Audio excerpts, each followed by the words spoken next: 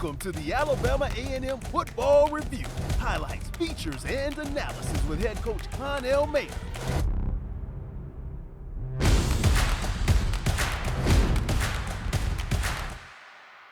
Good evening and welcome to the Alabama A&M Football Review with head coach Connell Maynor. I'm your host, Ted Dixie. Coach Maynor, congratulations. Third victory in a row. You let me know that one pretty fast this morning. But the way you won this week, Coach, a very exciting football game. I was happy to call it a little nip and tuck, but the Bulldogs showed what you can do. Yeah, I call it a team win. Special teams played good. Defense didn't play so well, especially the first half. They played a little better the second half, and the offense played good the whole game. But, last week, when the offense struggled a little bit, and we gave up a touchdown, the defense played well. They held us in the game, kept us in the game, and then got a stop. Offense scored. We got another score, and wound up winning the game because the defense kept us in the game. So this week, it was the offense time. The defense was struggling in the first half, and so the offense had to keep us in the game by when they scored, we had to score. So it was 28-28 going into half, and we came out. They stopped us. We stopped them. We scored. We stopped them again and scored and took control of the football game. And again, when the defense was struggling, the offense took over. And that's what you call a team game. You don't point a finger. You don't get mad. Man, y'all got to stop somebody. You just got to go back out there and score yourself and keep yourself in the football game. And that's what we was able to do. So I'm just so proud of this team, proud of the coordinators, and proud of the players on their efforts and not quitting. We got to a 1-3 start in the conference, and now we're 4-3. Nobody gave up. Nobody on our team gave up on us. We might have had some outsiders to give up on us, but we don't worry about those people anyway. We worry about the true Bulldogs that stick behind us all the time. And of course, Coach, we'll talk more about that.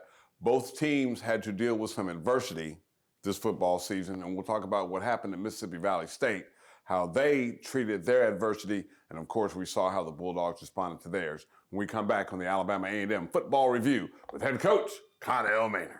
Homecoming is the best time of our lives! Culture. I'm ready 30 years! You know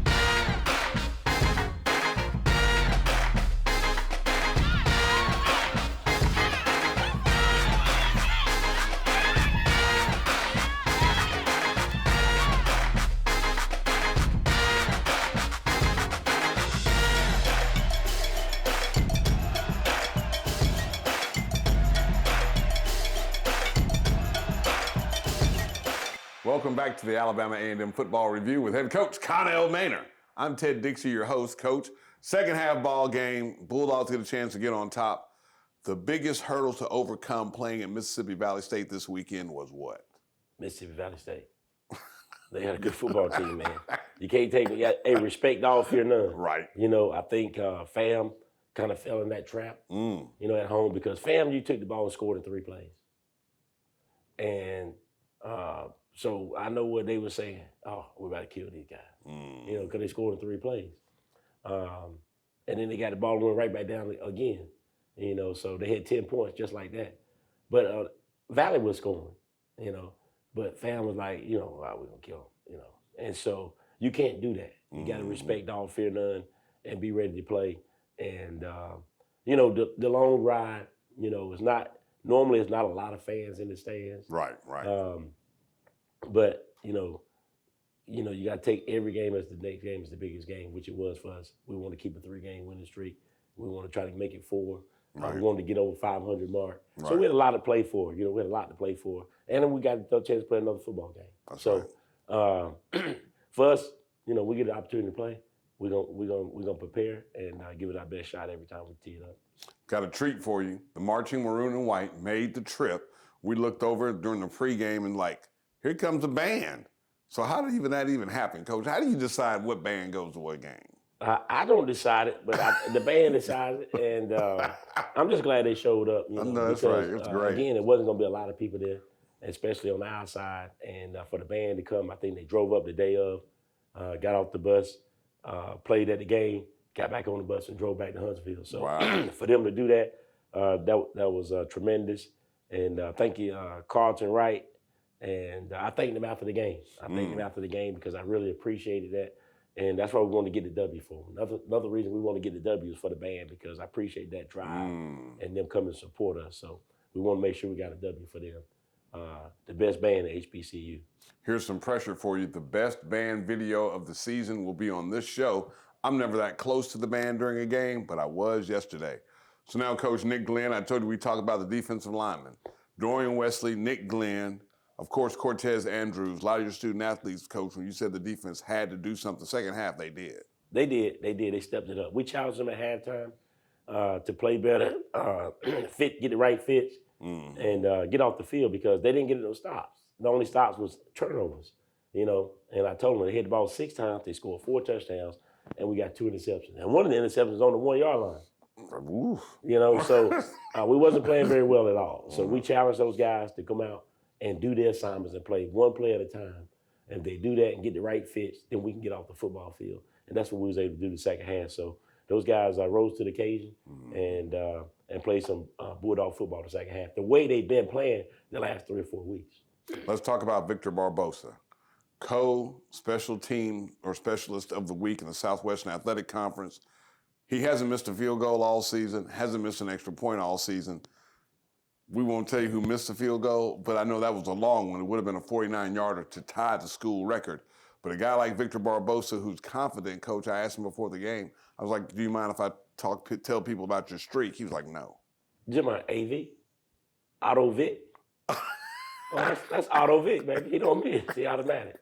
You know, I've been saying it all year in practice. You know, he very rarely misses in practice.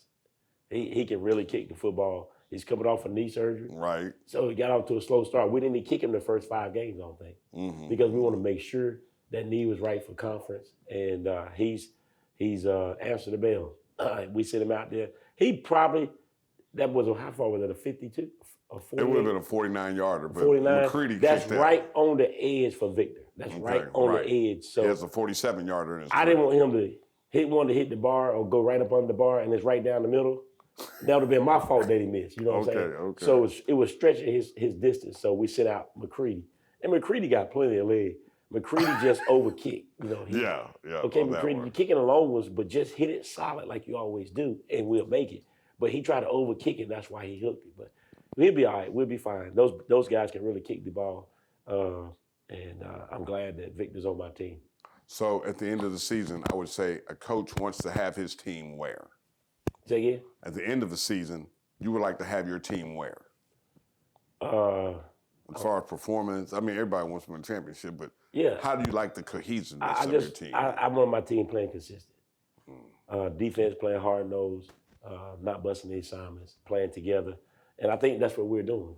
Again, we won 3 in a row. Offense is putting up 40 points every game. Defense have been playing, keeping people in the 20s, in the teens, last couple games. They gave up 35 this week. Of course, the last drive we gave up a touchdown. Again, like we did the week before. Right. So that's a late touchdown with 2s and 3s in. Right. We gave up touchdowns late. So those count, but we don't count them. You know what I'm saying? So defense is playing good. They didn't play good the first half, but they played good the second half. The starters did not give up a point in the second half. When we come back, we'll talk more about the Bulldogs' Thanksgiving plans and the trip to close out the season 2024 at Florida A&M on the Alabama A&M Football Review with head coach Connell Maynor. Hey, Bulldog faithful, Ted Dixie here, and I need a favor from you. During the Magic City Classic this past year, number 51 Medrick Burnett Jr. was injured on a play. A fund has been set up on AAMU.edu in the gift section where you can make a donation to him and his family. Please think about that during this holiday season because student athletes do more than just wear Alabama A&M on their jerseys. They represent Alabama A&M. Service is sovereignty.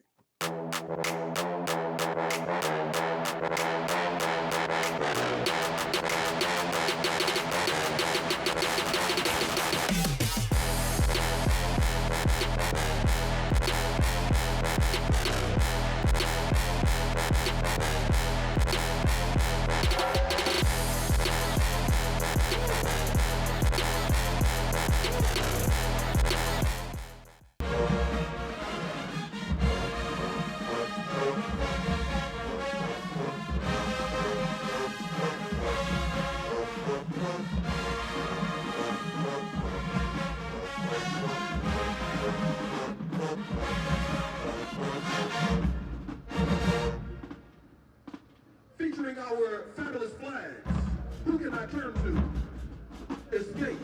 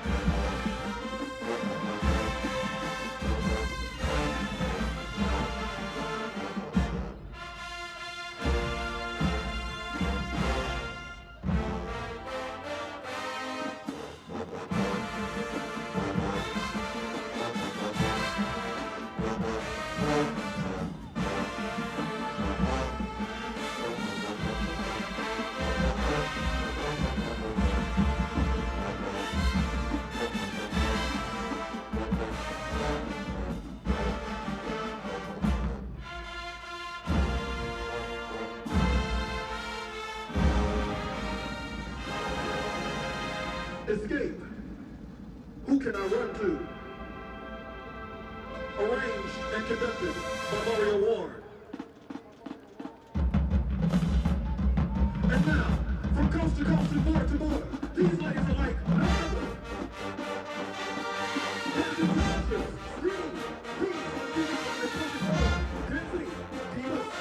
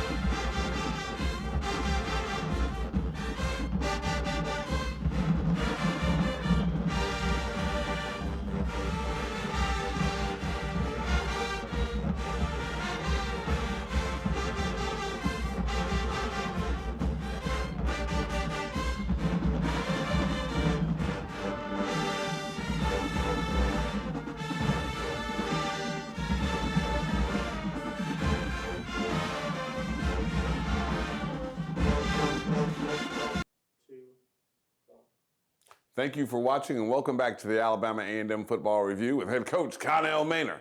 I'm your host, Ted Dixie. Coach, we talk a lot in college football and college athletics in general about adversity and what a team has to do to overcome adversity.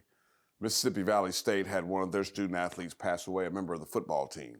This was their first home game after that incident.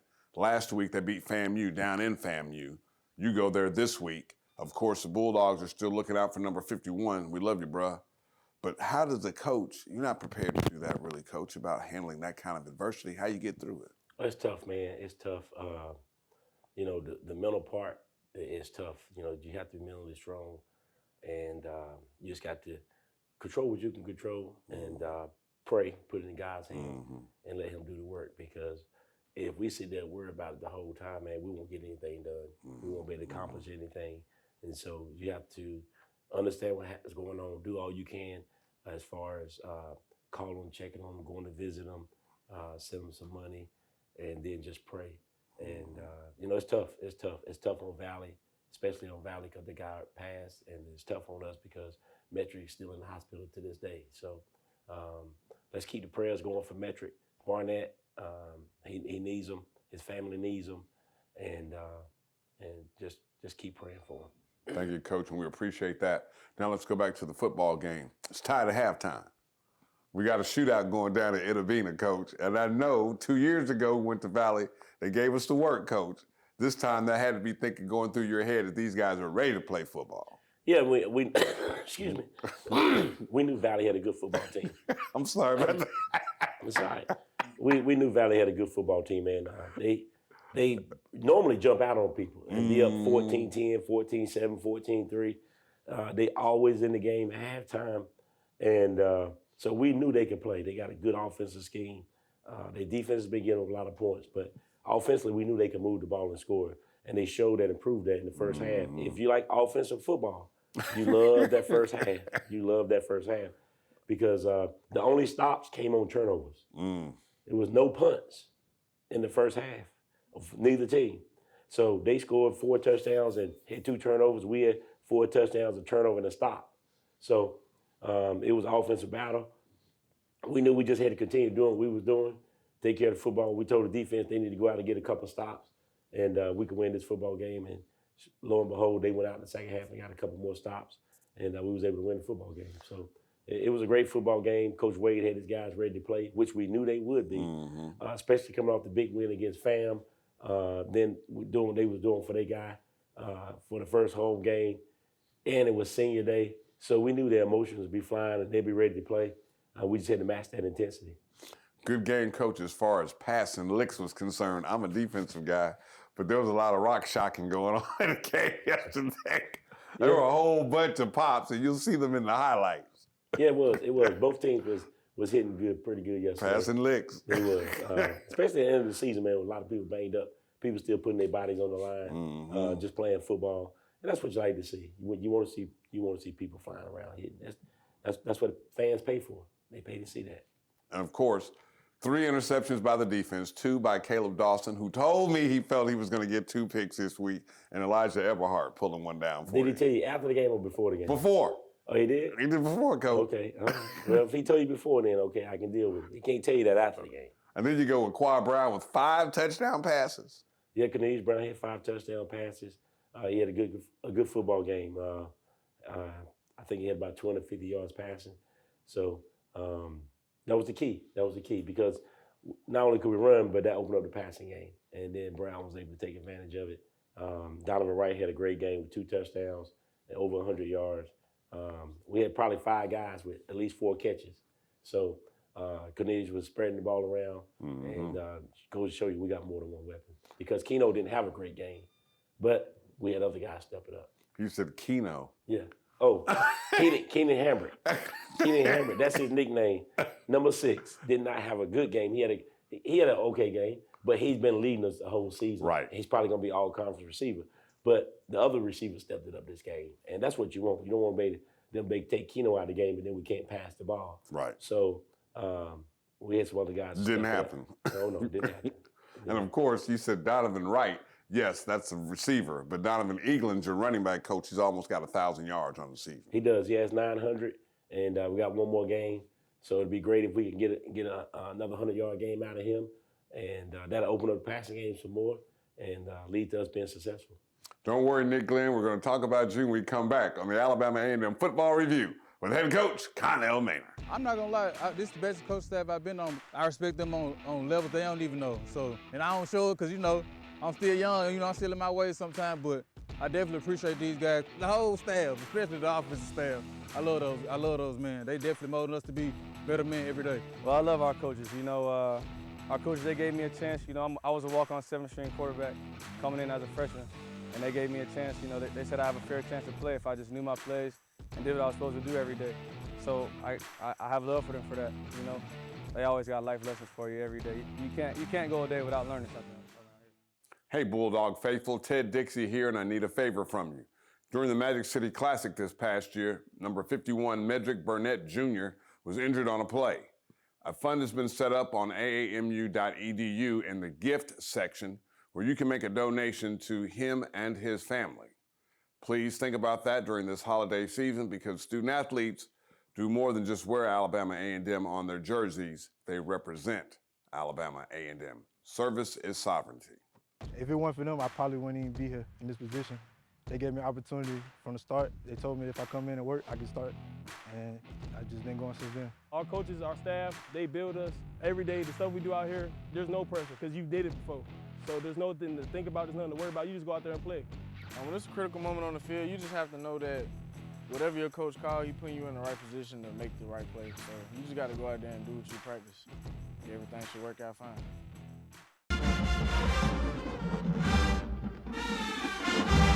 These are the hardest working ladies in the Southwestern Athletic Conference.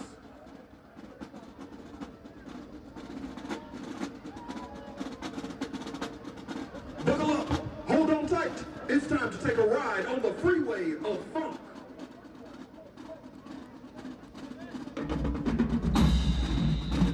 Big Boogie, Glorilla, Usher, and that's just the beginning. MFW, let's make it happen for the people.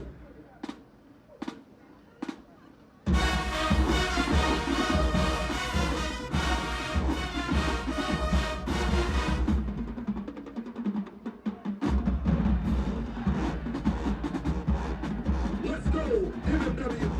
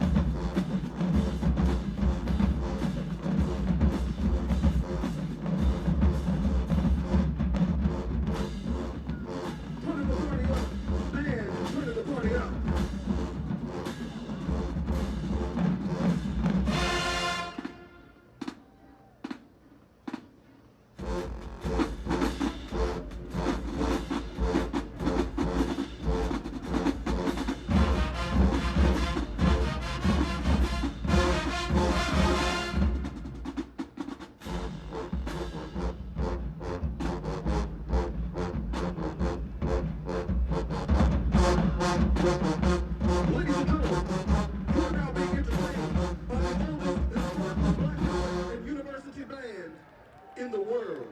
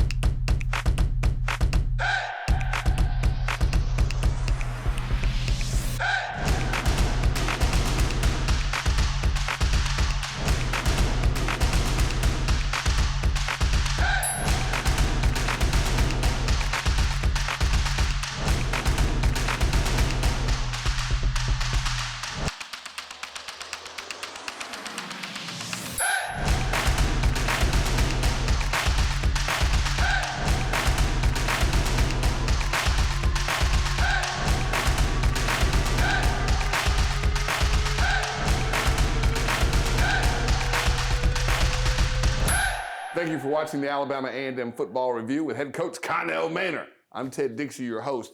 Thanksgiving weekend, Coach. We had a postponed game. They decided to play a Thanksgiving weekend Friday, but that means the Bulldogs have to leave on Wednesday. What are your Thanksgiving plans?